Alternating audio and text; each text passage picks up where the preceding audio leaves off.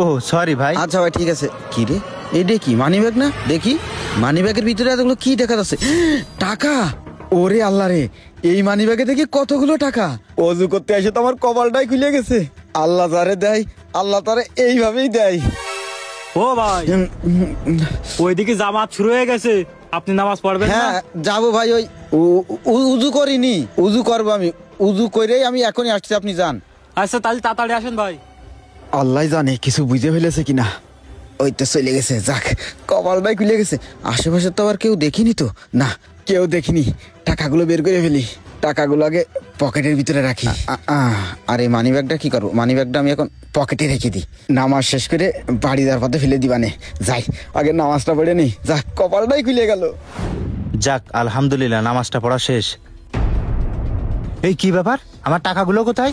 উজু করতে গেছিলাম ওইখানে নাকি? হায় আল্লাহ, আমার এ কি বিপদ হলো? এই জায়গা তো দেখছি টাকা নেই। আমি তো এই জায়গায় উজু করেছি, টাকা পড়লে তো এই জায়গায় পড়বে, না হলে তো মসজিদই পড়বে। এই জায়গা তো দেখতেছি না। ভাই সবই তো শুনলাম, কিন্তু মসজিদিতে টাকা হারাই গেল, এটা তো অবাক করার বিষয়। শোনেন ভাই, মন খারাপ করেন না, আল্লাহ একজন আছে, আল্লাহর উপর ভরসা করেন। হ্যাঁ ভাই, আল্লাহর উপর ভরসা করা ছাড়া তো আমার আর কোনো উপায় নেই। এই শাকিল ভাই, শুনলাম মসজিদ থেকে কার টাকা হারাই গেছে? আরে আর কইস নি, মসজিদিতে এই ভাইটার টাকা হারাই গেছে। এই ভাই টাকা হারাই গেছে? হ্যাঁ ভাই। কয় টাকা ভাই? ভাই 50,000 টাকা।